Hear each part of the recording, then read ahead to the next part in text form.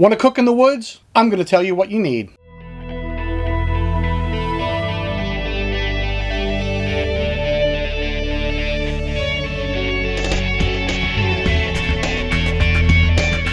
What's up, backpackers? I'm Dan and welcome to Backpacking Adventures, where we talk about backpacking, hiking, and gear. If you're new to this channel and those things interest you, consider hitting that subscribe button and make sure you click on that bell so you don't miss a thing. Today we're going to be talking about cooking and food storage. First, you're going to want to decide on what type of cooking you're going to do, or if you're going to cook at all. Will you be cooking food in a cook pot, or will you be cooking food over an open flame? Or will you be eating dehydrated meals and only need to boil water? Or you could not cook at all and go stoveless. This is where you simply eat foods that you don't need to cook. This could be wraps, this could be Spam, it could be bars, it could be anything that you just don't need to boil water or heat anything up. You could also do something called cold soaking. Cold soaking is where you rehydrate dehydrated food by simply just putting water in without boiling it first. You let it set for a period of time and it rehydrates it and you eat it cold. You can even cold soak pre-dehydrated meals such as Mountain House meals. So if you're eating cold foods or cold soaking, you don't need a cook pot or a stove. If you're going to be eating mainly foods that are dehydrated, you just need to rehydrate, then you're going to need a cook pot and some kind of stove. If you're going to eat mainly dehydrated foods, then all you're going to need the ability to do is boil water. Most dehydrated meals allow you to cook directly in the bag they come in. So that way your cook pot does not get dirty. However, if you want to cook in your cook pot, that's fine.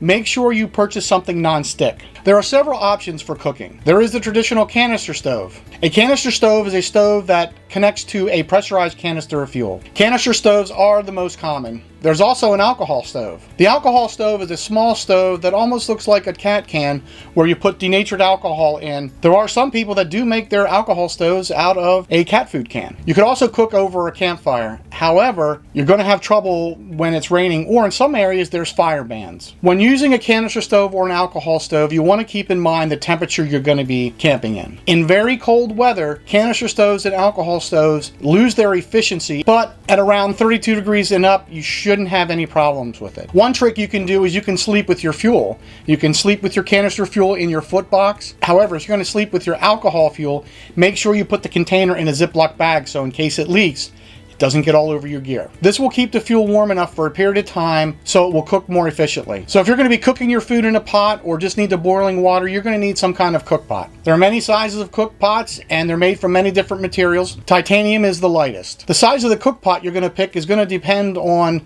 what you're mainly going to be using it for and for how many people you're going to be cooking for. If you're cooking for yourself and you're only going to be boiling water, something that holds 16 ounces will work. If you're cooking for multiple people at a time, you're going to want something bigger. So just make sure you take the time and do your research and try to figure out what types of food you're going to be taking, what you're going to need to cook, so it determines what size of cook pot you're going to need. Now you're going to need something to eat it with. There are several types of utensils to choose from. There are forks, spoons, and sporks. There are long handle, there are short handle, and they all come from many different materials: aluminum, plastic, titanium. I've never needed to use a fork. I did purchase a spork at one time, but never really needed the fork aspect of it. For what I do, a spoon works just fine. And if you really want, you could bring a spoon or fork from home, or a plastic disposable one will work fine. A long-handled utensil is ideal if you're going to be cooking out of dehydrated food bags such as Mountain House or Packet Gourmet. They get all the way to the bottom and they keep your hands from getting all full of food. They're also great if you have a taller cook pot.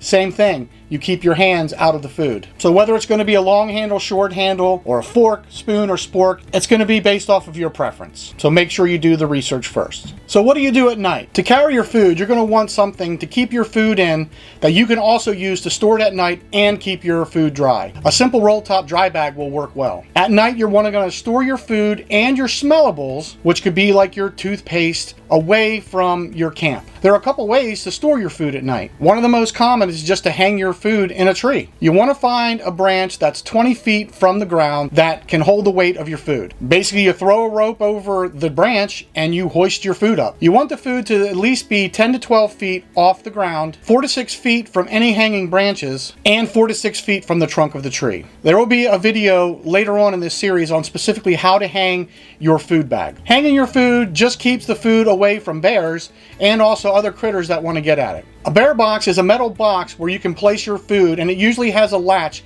to secure it shut. These are frequently found near shelters or cabin areas. In a place where there's no bear boxes or trees to hang your food, you can use something that's called a bear canister. A bear canister is a hard plastic canister where you put your food inside, screw the lid on, and you store it away from your camp. You want to cook your food and store your food away from where you're going to be sleeping. You want to think of it as a triangle. You want to cook your food about 100 yards from where you sleep. You also want to hang or store your food 100 yards from where you're going to sleep. Your sleeping area, your cooking area, and your storage area should form a triangle. This will keep smells and odors away from your sleeping areas to prevent bears and other animals from coming into your campsite. There's a website called wideopenspaces.com that discusses this triangle. I put a link to that site in the description. Tell me what your favorite meals are in the backcountry in the comments below. If you like this video, make sure you subscribe and give it a thumbs up, and make sure you hit that bell notification so you don't miss a thing. Thanks for watching, see you next time, and go explore.